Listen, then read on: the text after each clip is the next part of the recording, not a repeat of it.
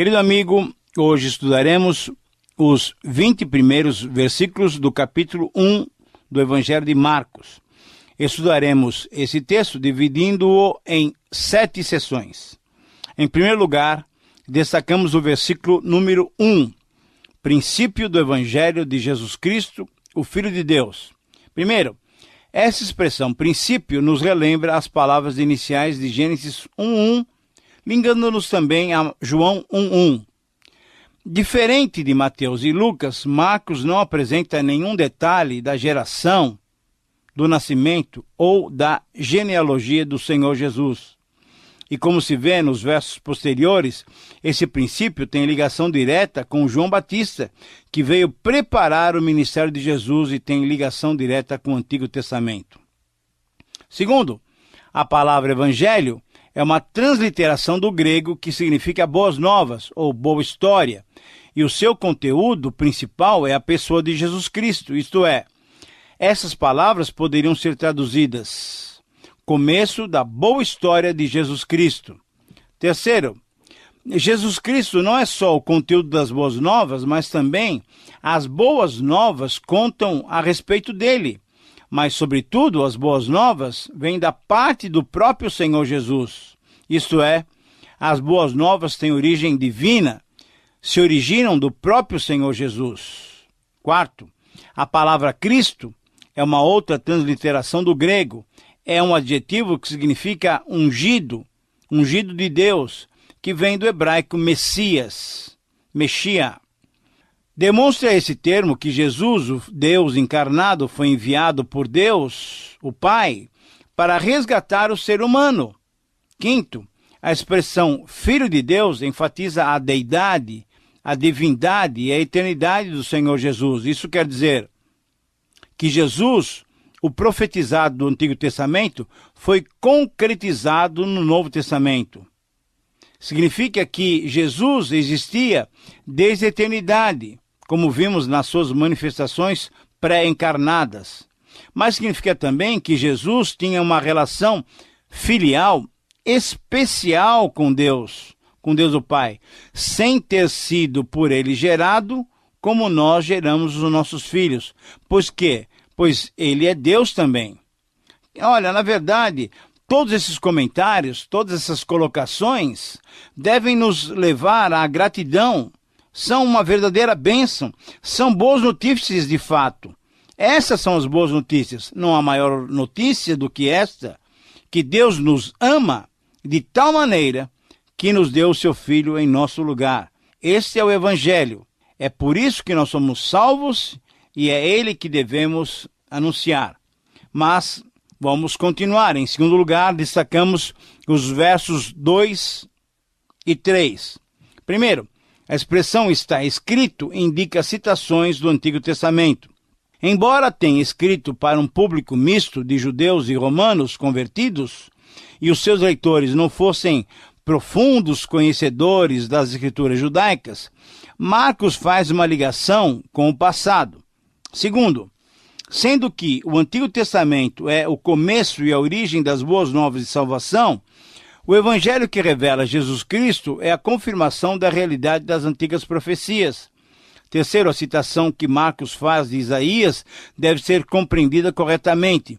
Ele começa citando Malaquias 3:1 e depois conclui citando Isaías 43, nomeando, entretanto, apenas Isaías, provavelmente por ser um profeta mais conhecido dos seus leitores. Quarto, Marcos mostra também a importância do Antigo Testamento para entendermos o ministério de Jesus e as suas ações divinas como concretização dos símbolos e dos significados que vimos e veremos nos diversos livros do Antigo Testamento. Número 5, a citação refere-se ao ministério preparatório de João Batista, que veio como precursor de Jesus. Essa citação de Isaías 40 vem do início dos capítulos que são denominados o livro da consolação de Isaías. E tanto João Batista como Jesus Cristo estariam cumprindo essas profecias ditas há mais do que 700 anos atrás. Querido amigo, na verdade, você tem louvado a Deus por ter planejado e escrito a história da sua salvação desde o passado, desde a eternidade. Ah, que Deus seja louvado por cada um de nós.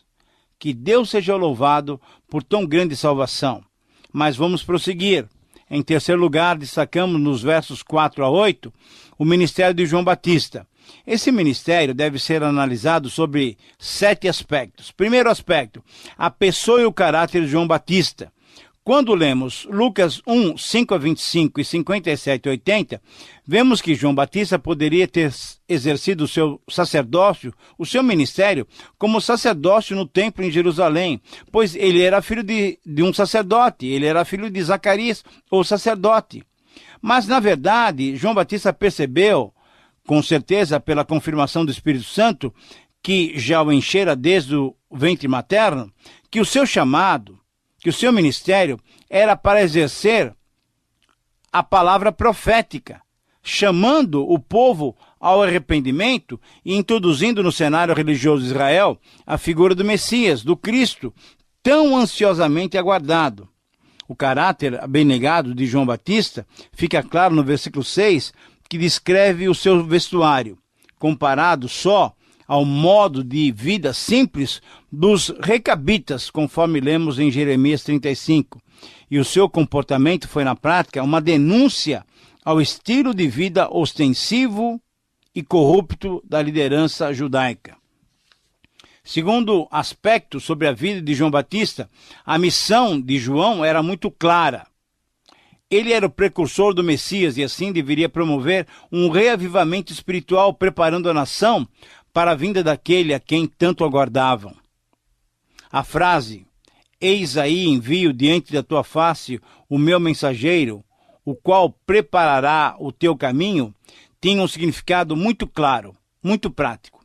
Antes de um rei ou de uma grande autoridade visitar uma cidade, engenheiros e trabalhadores iam adiante dele para aplanar as estradas, preparando o caminho. Ao exercer esse ministério, assim como os engenheiros aplanavam as estradas, João Batista pregava preparando os homens diante da perspectiva da vinda do Messias. Era essa a missão de João Batista, que ele desenvolveu tão bem no poder do Espírito Santo. Em terceiro lugar, vemos na vida de João Batista o anúncio que ele fazia. Na pregação de João Batista, o seu anúncio do Messias encorajava os desanimados, repreendia os maus e os orgulhosos e trazia esperança a todos. Quando se lê, por exemplo, em Lucas 1,16, que ele convertiu o coração dos israelitas ao Senhor Deus, João Batista, de fato, preparou um povo que estava pronto, um povo que queria seguir, que queria estar próximo do Messias. Nós vemos então que quando Jesus começou a pregar, já tinha um grupo de seguidores. Do próprio grupo de discípulos de João Batista, Jesus teve os seus primeiros discípulos. Quarto, o chamado ao arrependimento feito por João Batista deve ser bem entendido. Entre os judeus, o anúncio de que o reino dos céus, ou o reino de Deus, estava próximo, significava que um novo tempo estava prestes a começar. Mas para que se usufruísse desse novo tempo, era necessário arrepender-se dos pecados. O problema é que os judeus, intérpretes da lei, criam que eles já pertenciam a esse reino e por isso não precisavam arrepender-se. Eles consideravam-se filhos de Abraão, filhos da aliança. Mas João Batista se opôs a essa interpretação, denunciando os pecados e a necessidade de um arrependimento. Quinto lugar, um outro aspecto a ser considerado é o batismo que João oferecia, que João chamava o povo a fazer. A parte prática, a demonstração de ter-se um coração aberto para a vinda do Messias, deveria ser demonstrada através do batismo. Agora, querido amigo, você deve se lembrar que através dos nossos estudos no livro do Êxodo, nós vimos que a nação israelita era uma nação sacerdotal e, portanto, eles entendiam muito bem que qualquer impureza os excluía do culto ao Senhor. Para que pudesse novamente cultuar a Deus, os israelitas deveriam se oferecer em sacrifício, ou melhor, deveriam oferecer um sacrifício e passar pela lavagem em água, como se fosse um gentio que tinha que cumprir tal ritual ao se converter ao judaísmo. Quando João Batista exigiu a demonstração de um coração pronto para o Messias através do batismo, ele colocou os judeus no mesmo nível dos gentios, e isso provocou uma recusa por parte dos religiosos, mas também provocou uma grande aceitação pelos demais judeus que reconheciam seus pecados e reconheciam também a necessidade do perdão divino sobre as suas vidas. Um sexto aspecto sobre a vida de João Batista, sobre o seu ministério, na verdade, João Batista, exigindo o arrependimento e o batismo, proclamou a necessidade de uma renovação espiritual, como outros profetas também tinham proclamado, conforme nós vemos em Ezequiel 36, 24 e 27 e Zacarias 13, 1. E nós vemos também isso em 2 Crônicas 7, 14. E finalmente, em número 7, nós temos um outro aspecto que deve ser destacado no ministério de João Batista. Esse aspecto foi a apresentação que ele fez do seu sucessor, do Messias prometido. Com o seu desprendimento, com a sua coragem, com a sua mensagem contra a liderança religiosa de Israel, João Batista atraiu muita atenção para si, mas jamais esqueceu que ele era apenas um precursor ou um arauto. Ele anunciou: após mim vem aquele que é mais poderoso do que eu, do qual eu não sou digno de, curvando-me, desatar-lhe as correias das sandálias. Eu vos tenho batizado com água, ele, porém, virá e batizará vocês com o Espírito Santo. João Batista, querido amigo, apontou, conforme João 1,29, o Senhor Jesus dizendo: eis o Cordeiro de Deus que tira o pecado do mundo. João Batista reconhecia as limitações do seu ministério, pois ele não podia mudar os corações e não poderia conceder o Espírito Santo, que deveria sim ser derramado em resposta à petição do Senhor Jesus, e isso realmente aconteceu, cumprindo a profecia de Joel 2,28. Querido amigo, a minha oração é que você aplique em sua vida alguns princípios que nortearam a vida desse profeta divino, como ousadia, desapego aos bens materiais e principalmente a humildade. Agora, permita-me continuar. E em quarto lugar, então, nos versos 9 a 11 desse primeiro capítulo de Marcos, encontramos o batismo do Senhor Jesus, sobre o qual devemos fazer pelo menos 5 destaques. Marcos nos relata o batismo de Jesus e vamos analisar esse batismo através de 5 destaques. Na frase "naquela ocasião", temos a indicação da data inicial do ministério de Jesus. Provavelmente, o Senhor Jesus começou seu ministério em 27 depois de Cristo, com aproximadamente 30 anos de idade, conforme lemos em Lucas 3:23, tendo ficado até então com sua família em Nazaré. Segundo, Jesus foi batizado por algumas razões: para endossar a autoridade de João Batista, para se identificar com os pecadores que buscavam o perdão de Deus, para publicamente confirmar e anunciar o seu ministério, para ser apontado por João como Messias e para demonstrar o envolvimento da Trindade nesse ato salvífico. O Pai falou do alto, o Filho foi batizado e o Espírito Santo desceu como pomba ungindo o Filho. Terceiro, a vinda do Espírito Santo na forma de uma pomba simbolizava, indicava a santidade e a pureza, o encorajamento e a mansidão, e a impecabilidade do Espírito Santo, a terceira pessoa da Trindade. Quarto, a voz do Pai declarando ser Jesus o seu Filho amado, em quem se agradava, foi muito significativa, pois além do testemunho das pessoas e do próprio autor da filiação divina de Jesus, foi o próprio Deus que estava dando a confirmação dessa filiação ao dizer: tu és o meu Filho amado. Quinto, a insistência, conforme Mateus 3, 13 a 25, de Jesus ser batizado por João Batista, tinha razão de ser, pois ele tinha nascido sob a lei, conforme Gálatas 4:4, e por isso deveria cumprir todas as exigências da lei, que apontava, por exemplo, para a necessidade da purificação através da lavagem, conforme os capítulos 16, 17 e 22 do livro de Levítico. Mas Jesus também anunciava no seu batismo que viera para tomar o lugar do pecador, o nosso lugar diante do juízo de Deus.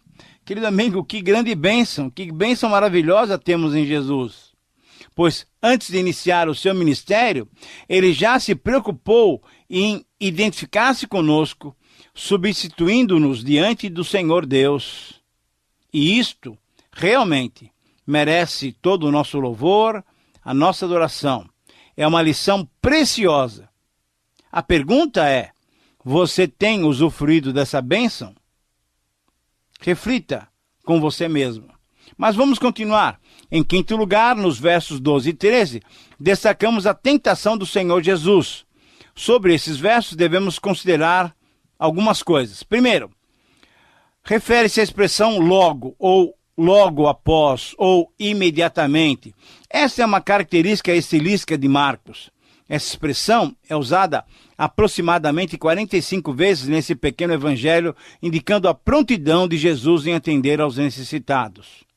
Como servo em ação, Jesus é mostrado sempre agindo, sempre atuando em favor dos outros. Uma segunda consideração refere-se à expressão "o Espírito o impeliu para o deserto". E isso indicava a necessidade de Jesus passar por essa experiência, a mesma que Israel teve no deserto, quando também foi chamado de meu filho, e foi posteriormente batizado em Moisés no mar, conforme lemos em 1 Coríntios 10, 2 e em Êxodo 14, 31, conforme nós já estudamos. Mas esse verbo impelir pode significar também que para o novo convertido, logo após o seu batismo, ou após a sua declaração pública de fé, na verdade, começa um tempo difícil de provações. Depois que assumimos o compromisso com Cristo, publicamente, as pessoas sabendo que nós somos discípulos do Senhor Jesus, muitas vezes aí é que elas começam a nos provar, nos prejudicar, nos tentar. E assim, Jesus foi para o deserto para ser provado, para ser testado, para ser tentado.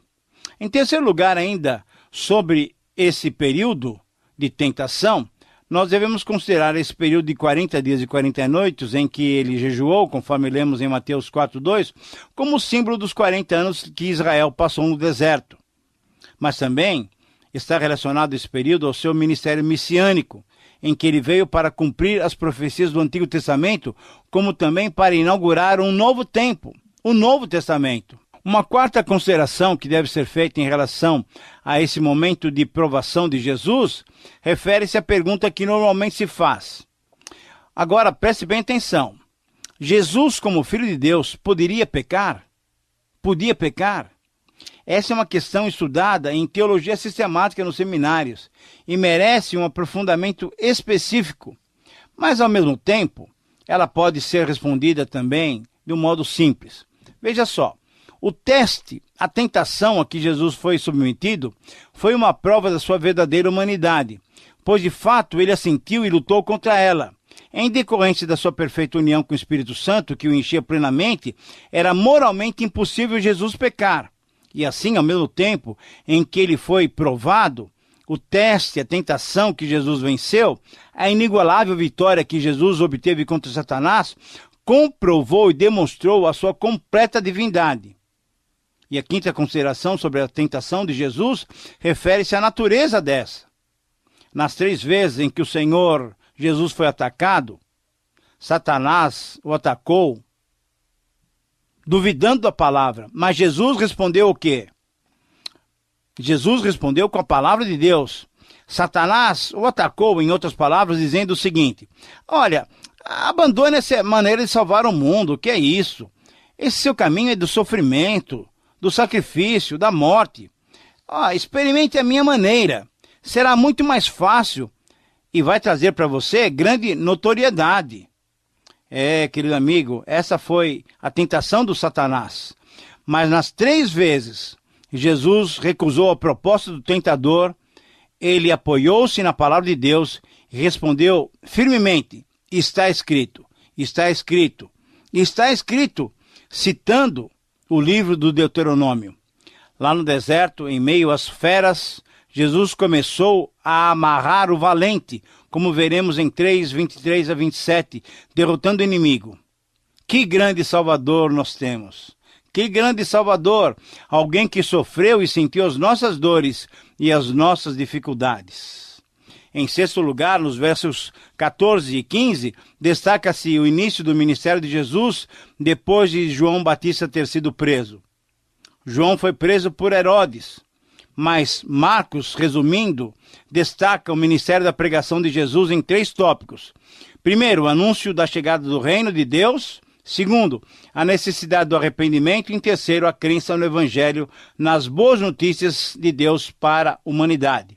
E em 7º e último lugar, chegamos aos versos 16 a 20. Encontramos a vocação dos primeiros discípulos. Jesus chama aqui 2 duplas de irmãos, Pedro e André e Tiago e João. Eles se tornaram depois, esses últimos, Tiago, João e Pedro, os discípulos mais íntimos de Jesus. Mas sobre o discipulado de Jesus, nós precisamos entender que se requer 5 atitudes para ser discípulo de Jesus. Primeiro, seguir a Jesus, aceitando o vinde após mim. Segundo, ser treinado por Jesus, aceitando eu vos farei. Terceiro, disposição para ganhar homens, aceitando o pescadores de homens. Quarto, disponibilidade para trabalhar com pessoas, aceitando tratar de homens. E quinto, deixar os interesses particulares em segundo plano, como fizeram eles. Deixaram as redes e foram atrás de Jesus. Querido amigo, é essa a sua disposição? Chegamos ao final de mais um tempo de estudo. Eu oro para que você tenha capacitação do Espírito Santo para aplicar essas verdades em sua vida. Escreva para nós, por carta ou por e-mail. Agora temos um e-mail através da Bíblia, @transmundial.com.br. Compartilhe sobre o programa, sua utilidade, sua recepção. E nós queremos reencontrá-lo no próximo programa. Que Deus te abençoe.